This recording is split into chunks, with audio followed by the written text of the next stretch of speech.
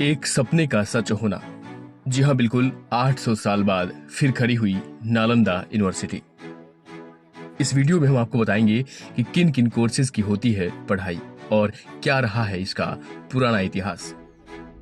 पुराना विश्वविद्यालय परिसर, जिसे अब नालंदा खंडहर कहा जाता है, बिहार के ऐतिहासिक स्थल राजगीर में प्रधानमंत्री नरेंद्र मोदी ने बुधवार को नालंदा विश्वविद्यालय के नए कैंपस का उद्घाटन कर दिया। इसके बाद ही 815 साल के लंबे इंतजार के बाद नालंदा विश्वविद्यालय का केंद्र एक बार फिर से अपने पुराने स्वरूप में लौट आया है। इसमें कोई दो राय नहीं है कि आने वाले समय में नालंदा विश्वविद्यालय एक बार फिर से शिक्षा, ज्ञान और सांस्कृतिक चेतना का वैश्विक केंद्र बनने वाला है।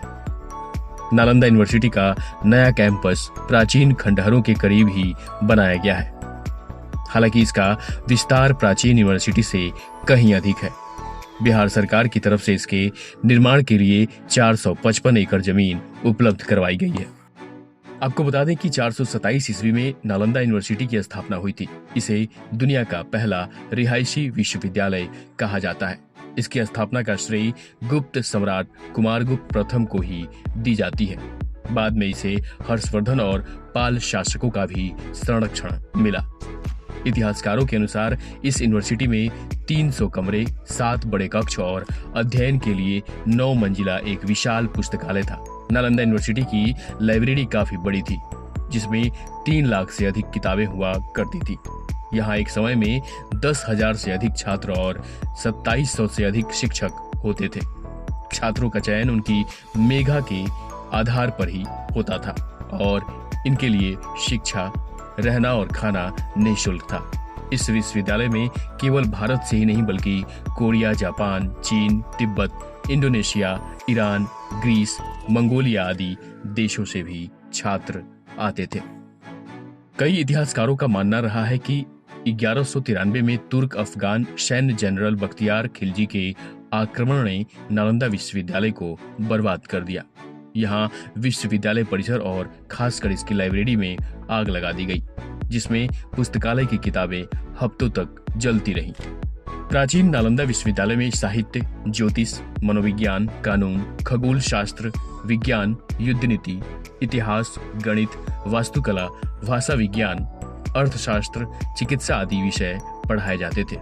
इस विश्वविद्यालय में एक धर्मगूंज नाम की लाइब्रेरी थी, जिसका अर्थ सत्य का पर्वत था। इसके 9 मंजिल थे और इसे 3 भागों में विभाजित किया गया था। अब प्राचीन नालंदा विश्वविद्यालय की तर्ज पर नई नालंदा यूनिवर्सिटी बिहार के राजगीर में 25 नवंबर 2010 को स्थापित की गई। इस विश्वविद्यालय की स्थापना नालंदा विश्वविद्यालय अधिनियम 2010 के तहत की गई। इस अधिनियम में विश्वविद्यालय की स्थापना के लिए वर्ष 2007 में फिलीपीन में आयोजित दूसरे पूर्वी एशियाई शिखर सम्मेलन में लिए गए निर्णय को लागू करने का प्रावधान किया गया। भारत के अलावा इस विश्वविद्यालय में जिन 17 अन्य देशों की भागीदारी है, उनमें Australia, Bangladesh, Bhutan, Brunei, Darussalam, Cambodia, चीन, Indonesia, Laos, Mauritius, Myanmar, New Zealand, पुर्तगाल, सिंगापुर, दक्षिण कोरिया, श्रीलंका, थाईलैंड और वियतनाम शामिल है।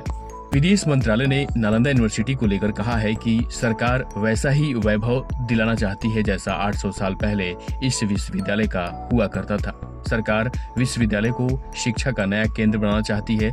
आधुनिक विश्वविद्यालय में भी एक विशाल लाइब्रेरी का निर्माण किया गया है।